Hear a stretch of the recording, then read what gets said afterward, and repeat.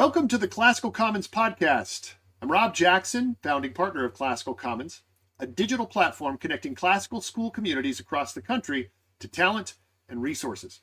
By promoting excellence in classical schools, we're doing our part to create an ecosystem for liberal arts education. Well, today's guest has been a principal at the prestigious Harrison Design architectural firm, where he directs the firm's Sacred Architecture Studio.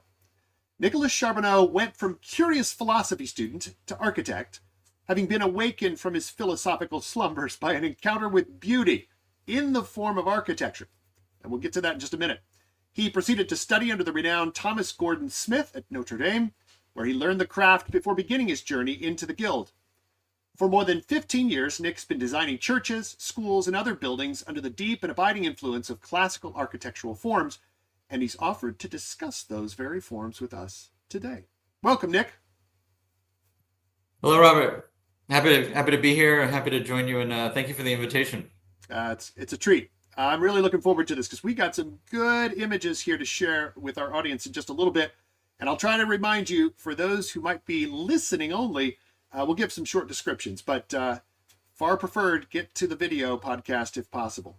So I alluded to this in my introduction, but something caught your attention, maybe captured your imagination, perhaps, such that you traded your philosophical speculations for architectural renderings. So tell us, if you will, about your aesthetic journey. Yeah, certainly. So I grew up in central Massachusetts, essentially in a rundown mill town, and I had the great fortune of having a semester with the University of Dallas in Rome. And that was where the Great Awakening happened. I remember walking the very first day that we were there, full day, walked into St. Peter's, and it was just, I had never been in a building like that before in my life. I think Mark Twain likens it to when you walk into St. Peter's, it's kind of like walking into the outdoors, and, just never had anything, remotely similar to that in my experience, in my life. And then also, I think the sculpture of Bernini was certainly, I remember being in the Villa Borghese and looking at the sculptural sequence that they have there, nearly brought me to tears. And then I had a political philosophy professor, Dustin Gish, and he had an affinity for architecture, and he would always talk about the ways that essentially the polis could be read, so to speak, quote unquote, via the architecture, that the architecture was just so deliberate that, that and so intentional that the state and the things that are important to it could essentially be perceived, via the architecture. So, like, take Florence, for instance, where you've got, the great Duomo there. So that the church was significant, and then of course the spire of the city hall, essentially. Showing that the state government was also significant, and you can see that from just reading the skyline, so to speak. And he also introduced me to musical proportion and the way that is found within classical architecture as well. So I remember we were in St. Mark's Square, and we were taking one of the Vaporetto, which is basically the water taxi. We were taking the Vaporetto ride over to San Giorgio Maggiore, and on that he was explaining how kind of the simple ratios that found in beautiful and harmonious music are also found in architecture, like the 1 to 2, the 2 to 3, 3 to 4, the things that that create harmony in what we perceive audibly are also what creates harmony in what we perceive visually. So so those were kind of the great markers there. And it's kind of a long circuitous story, but eventually I self-studied. Ended up living in Rome for nearly a year, studied architecture essentially on my own, and then worked in a firm for several years, and then went to the University of Notre Dame, where I got formal training. So oddly, worked in the practice before actually getting formal training. But that's the journey, so to speak, to use the word. Fascinating. And I have to say, when you talk about reading the polis, as your political philosopher suggested, I'm reminded of those small towns in Middle America where I grew up, right, where the center had inevitably, right, the city hall, and I can see that red stone brick that was probably just quarried right from local quarries, and then I Mhm. can see the church and sort of the white clapboard and so forth. Those structures, and then the dime store, right? The five and dime, as we used to call Yeah, it. I yeah, mean, these were sort of the functional and yet the forms, right, that were just indicative of small town America. And I suppose now that you say it, there's something said about what were the important functions or features of that community, namely the yeah, church, right, the city hall or the county courthouse or what have you, and then whatever commerce, right, existed yeah. along those main streets, typically with one or two stoplights at most. When stoplights came into Right, existence. right. But it was all there. It's all It was there. all there. It was all there in a compressed fashion. So anyhow, I'll have to think Yeah. that through now as I reflect on this Yeah, question. yeah. Well, one of my one of my architecture professors, David Mirnick, says Pienza is almost like well, and because it was all built all at one time, essentially, it's like the perfect example of a Renaissance city. It's got all Hmm.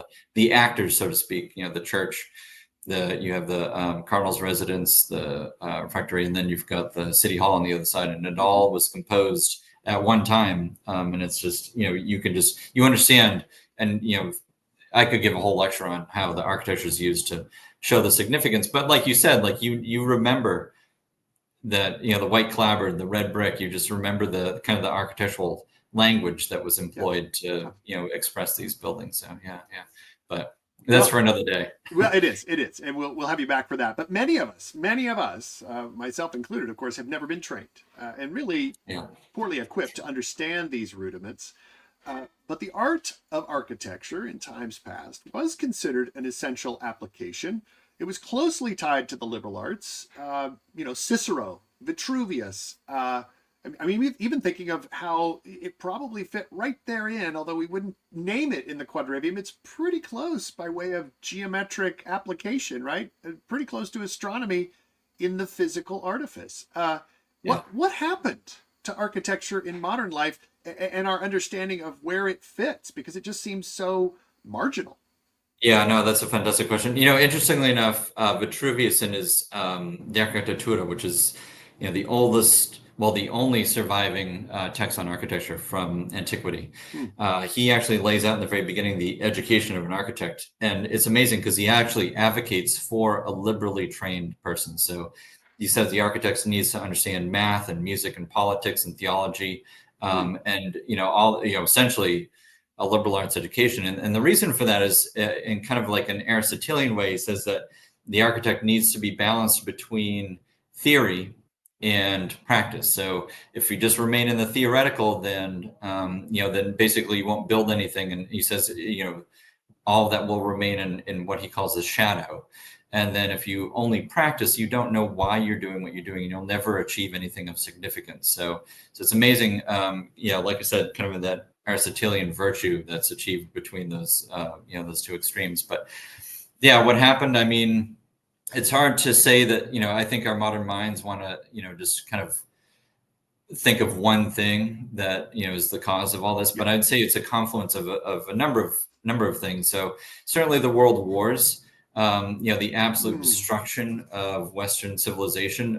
Not only the buildings, of course, the where they got just bombed out, and the art, but I think also the amount of death that happened. You think about the millions of people that died.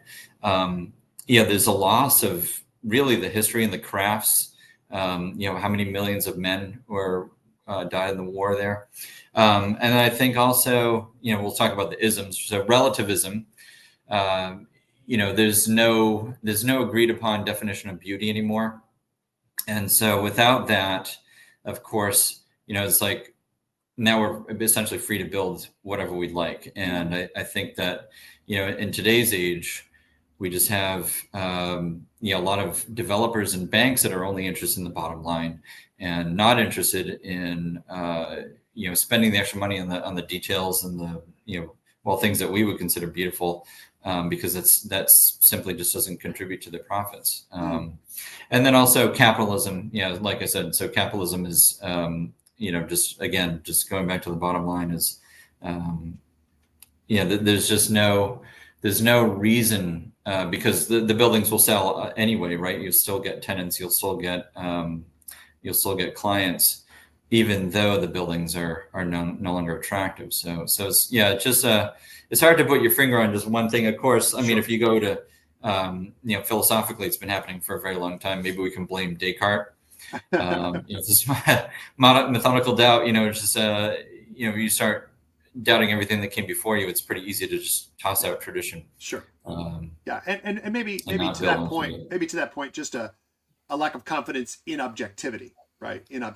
Right? And that there are objective features, objective characteristics of the beautiful, which I think that's probably where I'd like to kind of steer our conversation, because though we haven't been trained, it does seem like there's a natural intuition. I mean, we're talking about your own experience where you were just blown away by the beauty. I mean, you said you were nearly in tears in front of some of these sculptures.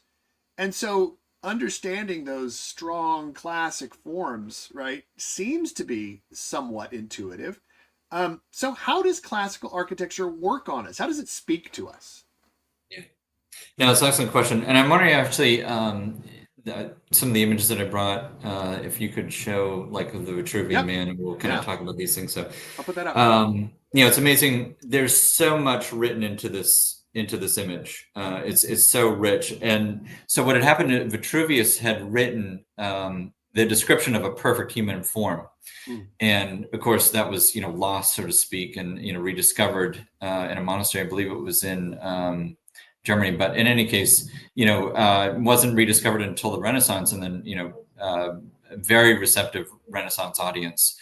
And so in the written description here, Vitruvius talks about how all the parts and the pieces of the human body relate to each other size-wise. So it creates, and that frankly was the definition of beauty for architects for a long time, is that the whole relates to the part and the parts relate to the whole. Yeah. And that's where beauty is found. So same thing here. You notice the lines in the arms and the elbows, and maybe across the wrists, and then the midsection and the knees.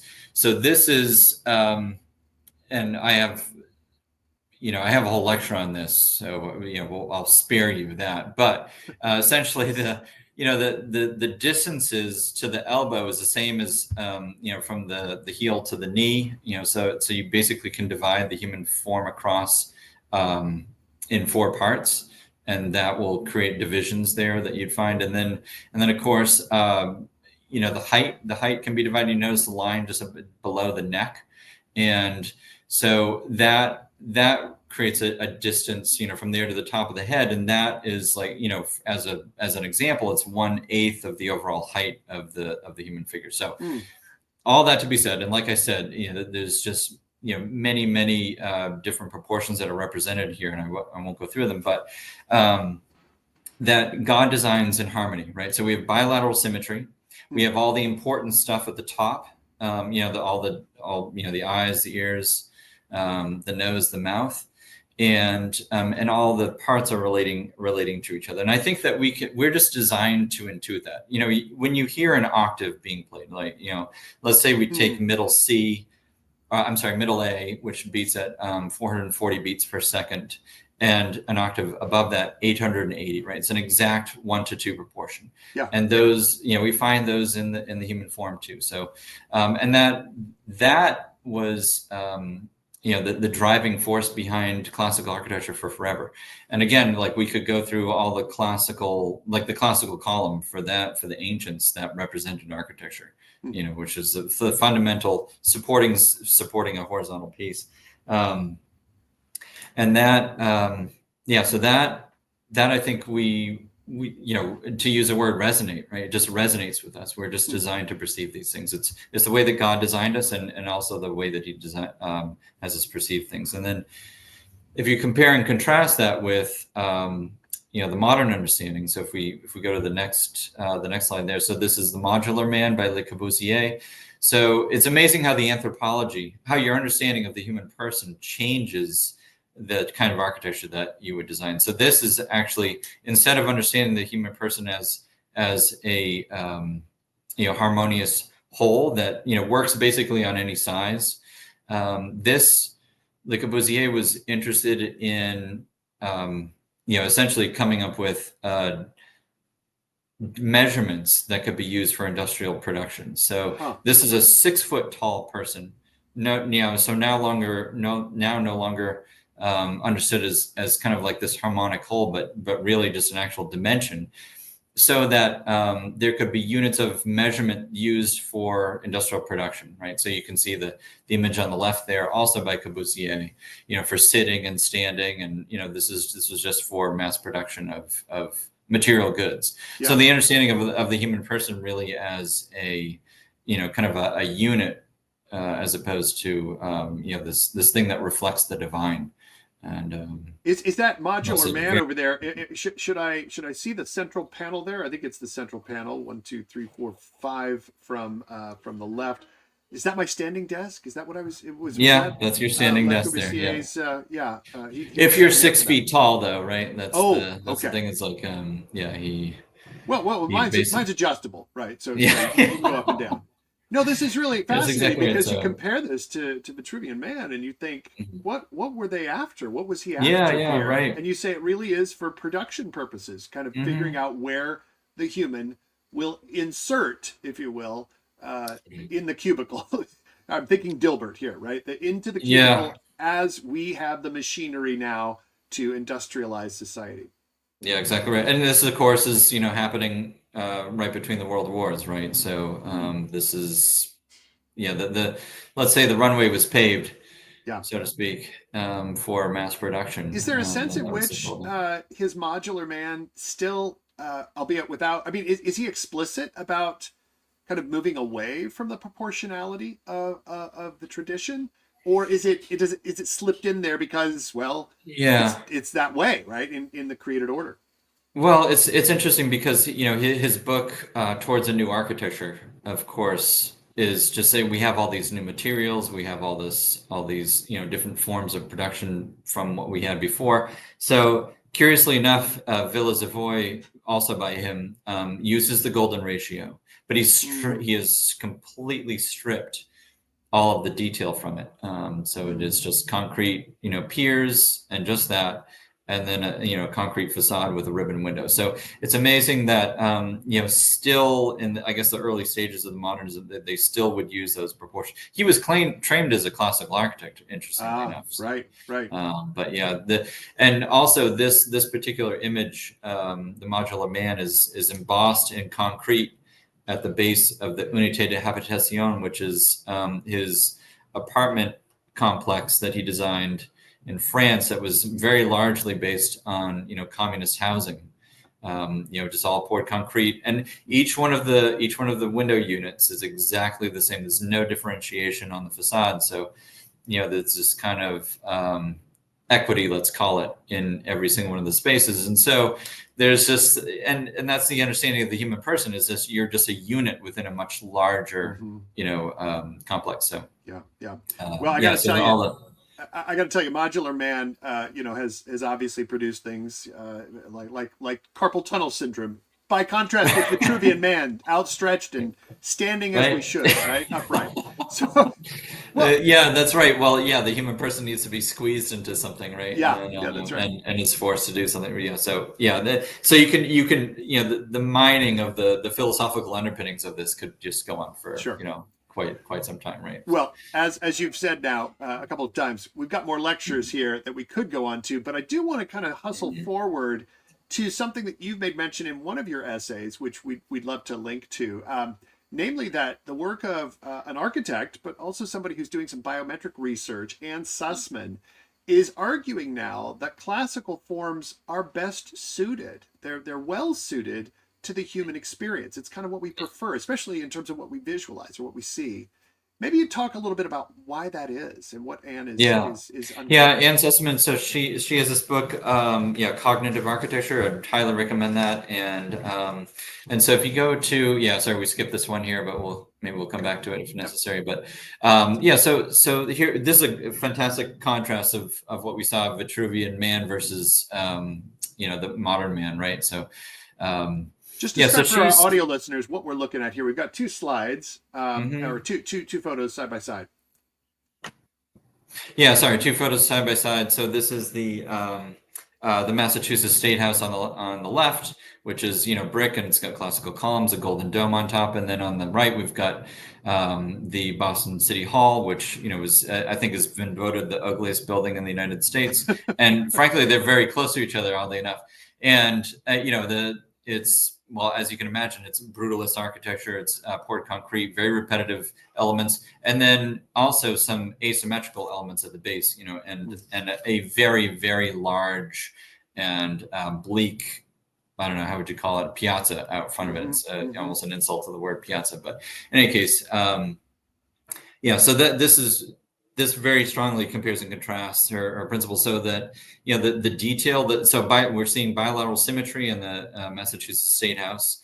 It's got a lot of detail on it. It's got repetitive forms, but it also has it's broken up with arches and columns. So columns would have the trabeated entablature on the top, and a varying use of materials, but albeit it's got hierarchy within it, because it's got the stone used in the more important areas, and brick in some of the lesser robust building, and then the poured concrete is gray and drab, and so we're designed basically to be engaged. We're designed to look at and Anne Sussman's work is that because we're prey animals. Of course, she's kind of I guess you would call her a evolutionary biologist, right? So we're social animals, and that's how we survived, was by looking at faces, being able to read details on faces. And so our building should be doing the exact same things. And and if you go to the next image, which is a classical column, the base of a column, versus a concrete column, which is just a round cylinder, you can see the expressive detail that's shown in the classical column. Here it's kind of like a poetic way of the way that weight is supported. So a series of moldings were used to cast shadow and to give importance to those transitions of weight. So the base, as it's sitting on the ground, is now kind of expressed, let's say, in the molding profiles, which is this undulation of convex and concave shapes. And then in what we would find in modernism is the complete stripping of all that, which is just the quote unquote honesty of the column, where it just sits on the concrete and has no detail to it. So and we're just and she also says that that interestingly enough, the world wars caused so much trauma in the soldiers that you actually can't see detail when you've experienced PTSD. And her argument is that the modernist architects that ushered in modernism, they were victims of the war. I know that Mies van der Rohe and Le Corbusier, that is certainly their ideas, just to make something efficient, make something without any detail on it. And I don't know, that's what's been around for a long time. And then of course she uses eye tracking technology to see where do we actually want to look. So we're looking at an image, which is what's called a heat map. So basically a series of colors that are spread over an image. Well, in this case, it's two images, one of a traditional building on the left and a modernist building on the right. And the heat map shows that, people want to look at the traditional building. So the heat map is created by these sets of goggles that are put over people's faces, and it tracks where your eye looks. So wherever people spend the most amount of time is in red, and the green is where people don't spend so much time. So you can see that there's just a kind of a, how would you say, a natural preference to looking at traditional buildings. So I think we've got another one of those, right? Let's try that. So fascinating that she's just saying that even basically written within our DNA, we're essentially wired to look at things that imitate us, that have bilateral symmetry, that have lots of detail, that are interesting to look at, and not repetitive. So this is fascinating. And we were talking a little bit before the show about the importance of bringing this kind of science into conversation with those of us who are promoting and advocating for classic forms, because perhaps our friends and neighbors and our fellow citizens may be unaware that that our appeal to a tradition is not antiquarian. It's not because we just want to dust off the old forms, but because we think the old forms can in fact propel us forward in creating new works, well designed, well crafted. So you did mention some research to me previously. The National Civic Arts Society conducted a Harris poll back in 2000. Was that 2021? 2020. 2020. Yeah, 2020. 2020. But anyhow, and they had a couple thousand Americans, adults, who were asked about their preferences, and I believe I brought that slide that you could talk us through there. But what did we find about what Americans are naturally drawn to? Yeah. For those that are listening, basically, it's another compare and contrast image where we've got the William Jefferson Clinton Federal Building on the left, which is a classical design building. And then we've got the Robert Weaver Federal Building, which is that curved concrete block, which is in both buildings in Washington, D.C. here. And so what they found was that about roughly 75% of Americans prefer classical architecture when given the choice between the two of them. They will, 75% of the time will, 7 out of 10 will select the traditional building over the modernist building. And that, interestingly enough, will cut across party lines. It cuts across age and gender, economic level, income. It's fascinating that, here's another image too, which is the HHS headquarters, which is this concrete block, versus the National Archives building, which was and so the percentages of those: 17% prefer the HHS headquarters, which is another concrete monstrosity, brutalist building, versus the National Archives building. I'm sure we're all familiar with that. National Archives building was actually the highest rated, the most preferred building in the study, which was 83% of people prefer that. So it's it's really I think just by nature, and as Ann Sussman had showed us, scientifically, that we're wired to prefer this. And I think it's because it's partaking of those principles that we found way back in Vitruvius. It's got bilateral symmetry, it's got detail, it's got proportion, and we can relate to it. It just looks better. I mean, the bottom line, my gut tells me I'm going to take the one on the right. I'm going to go to the archives building if I'm going to hang out, for sure. Here's another one. Sorry, we'll skip over this, but this is another one of your brutalist structures here that we've included in the list. So, and this is the J. Edgar Hoover building, so our FBI. The former FBI building, right? Yeah, that's right. That's right. Yeah. But then you've got a beauty here, and again, we're going to place these images. Well, if we've got your permission, place some of these images up, or at least links to places where we can go to see them, because this is a gorgeous piece. Would you give a quick description of this? Yeah, so this is St. Benedict's Classical Academy in Natick, Massachusetts. So we recently designed, it was a 5-year process, but it is a brand new classical school, as the name suggests.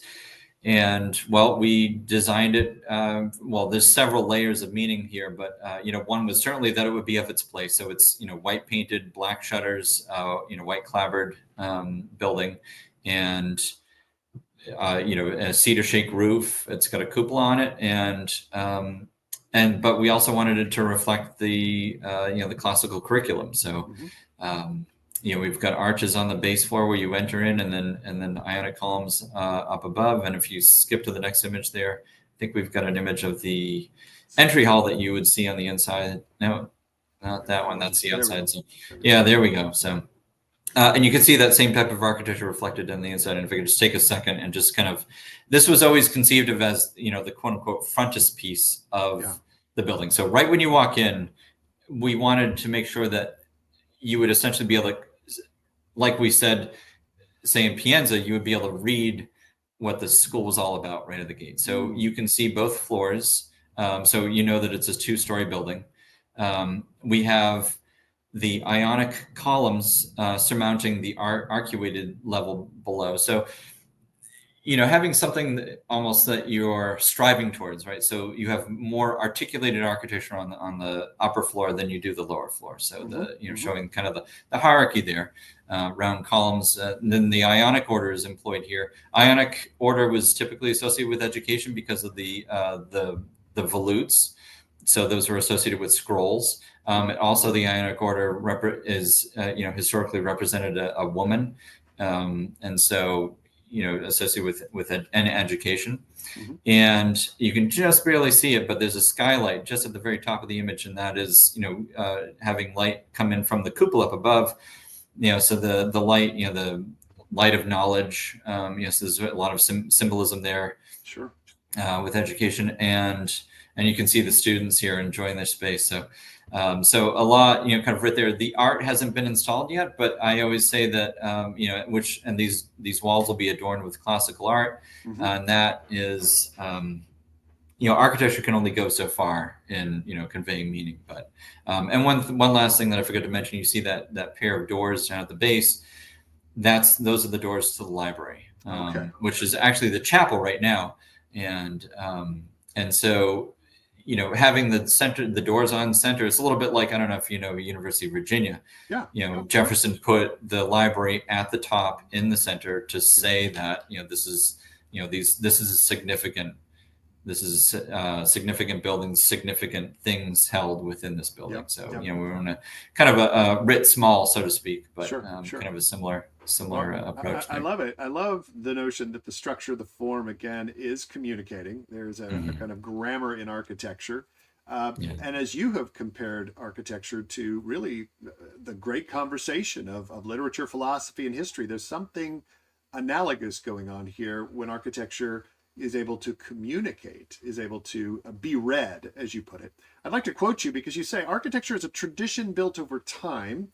Over centuries, the wisdom of pragmatic strategies of construction were amassed while thoughtfully incorporating beautiful and expressive elements amidst the gradual winnowing of unworkable details and idiosyncratic forms. Maybe elaborate on this relationship between the kind of pragmatic aspects of the craft and the wisdom of generations that is found in architecture.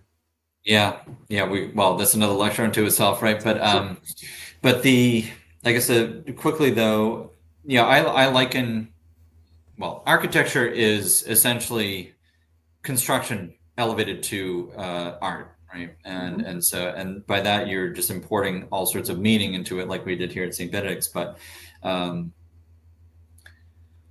sorry, I lost my train of thought there. But architecture is very deliberate, and it's very methodical, and it takes a long time, and it's very expensive. And so, I always, I guess, liken it to maybe the great Western canon, the literary works that have, come to us over time. It's just, just over time, we found the things that work, the things that we relate to. And in a similar fashion, architecture is the same way. So, we learned how to build, we learned how to shed water properly and well, and we learned which materials were best suited in different locations. And so I look at classical architecture essentially as, there's kind of a hermeneutics to it, right? There's a winnowing of the things that didn't work, and we learned how best to do that. And it's such an investment in architecture, that I think it kind of behooves us to not be so I guess, lend ourselves to so much experiment within it. But until, of course, the past, say, 100 years or so, right? But there's something of an amnesia, right? It seems like a forgetfulness, right, that's taken root in relation to architecture. And I'm wondering, because if there is a tradition that we can draw on, and it seems a little foolhardy just to discard it, is there a way to recover these sensibilities? How do we better understand architecture? How do we rediscover what's possible so that we can produce better in the future? And specifically, let's just go ahead and say it, classical schools should be contributing to this renaissance of institutional architecture. But how do they go about that, given, as you point out, the cost? Like, where do we get started? No, that's a good question. We'll certainly start with hiring a classical architect, right? If you want to design a building, and say. And those are not easy to come by, are they? I mean, they're few and far between. They're quite rare. There's only when I went to architecture school, there was really only one architecture school in the United States, and which means the world, that you can actually learn these principles, which is the University of Notre Dame. Now, Catholic University has its own program, and so does Benedictine College. And so they're hard to come by, and the architecture world is, we're reviled essentially, because we're just trying to bring back dead language here, essentially. kind of like the classical schools too, right? Kind of like those classical schools. That's right. So what do they do? What do you recommend? What do you recommend they do to get started? Because we're looking at a screen here where we've got some really beautiful spaces for the lecture, for the classroom, and that seems like something that might be workable even for those of us, and many of us are on a pretty tight budget. Well, one of the things that I advocate for is patience. And so this is a great example. So what we're looking at is a side-by-side image of a rendering of what the assembly hall will look like someday at St. Benedict's, and then an actual photograph of where it is today, where it has no none of the articulation. There's no piers in the wall. There's no there's no coffering, etc. And so we have. So I'm a big advocate for a phased approach. It's like get the spaces that you need and design so that the detail can be added later. So we've already designed everything that would be be put in here, all the millwork, everything. And when we built it, we pulled it all out because we didn't have the resources to do it. But all the blocking is in the walls, and all the windows have been laid out to accommodate, what we would like to come in the future. And if you liken to the way that Western civilization is built, I mean, St. Peter's, which is so inspiring, was certainly not built in 14 months, right? Which is a standard construction schedule of any building today, right? In fact, it took so long that they actually built a small church within it while it was being constructed.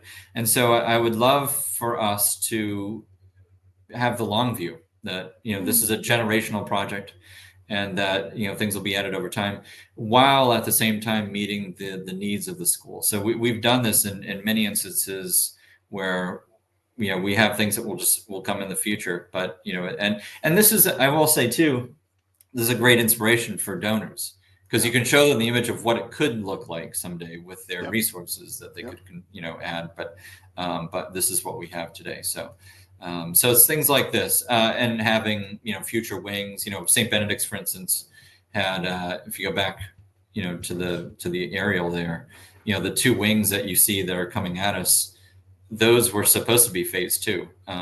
But then, there was a donor that came forward and made it possible. But, we had a kind of as I said, kind of multi-generational approach to the school. But, the needs were there, and so were the resources. So. That's great. And I think that's inspiring, because it would be good for our listeners, for those who are involved with classical schools, to be taking the long view, as you said, to be phasing in, but having a vision for what is possible. And of course, to have that vision, they're going to need the guidance and really the support of architects like yourself, who can cast a vision for what is possible and show them a path forward. So, speaking later phases, this is the interior of the chapel. Okay. Wait, is this completed, or is this the rendering? This is the rendering. This is the rendering of what we hope it will be someday. So that's wonderful. Hopefully sooner rather than later. There you go. But maybe my staff will be, they'll be the ones to do this. Who knows? That's what we hope. Listen, we work with school leaders, obviously teachers and parents, and we're advancing classical K-12. And that's why we're here at Classical Commons. So if you want to give one parting piece of advice to those folks to help them increase their understanding and their appreciation for architecture, what would you like to say to the laymen and women like myself who are participating in this K-12 renewal? In terms of bolstering their knowledge of their knowledge of architecture. That's right. Yeah. Well, goodness, I mean, there's a few books that I could recommend. Okay. So How to Read Buildings. Yep. Okay. How to Read Buildings. Yep. Which is a book by Carol. I forget the last name now, but How to Read Houses is another one. The Classical Language of Language of Classical Architecture, by John Summerson. That's a great one, because it was actually a BBC lecture that was turned into a book, and this series of images that go with it. Fantastic. That was one of my very formative reads. And then The Language of Buildings by Matthew Rice. That's another good one. So these are all kind of like initial ones. And then I would also say the Institute of Classical Art and Architecture. They give lectures on architecture. There's usually a chapter in a lot of the major cities across the U.S. That was another introduction for me, before I had my formal education at Notre Dame. And then I guess I would just also say patronize good architecture, right? It's, hire somebody that knows what they're talking about, and then they'll, through the act of actually constructing something, you'll learn quite a lot. So those are I guess those are the few things that I would recommend. And then also just look around, I guess just notice things, right? It's like, especially some of the older parts of any of the cities that you might live in. That was certainly an education for me.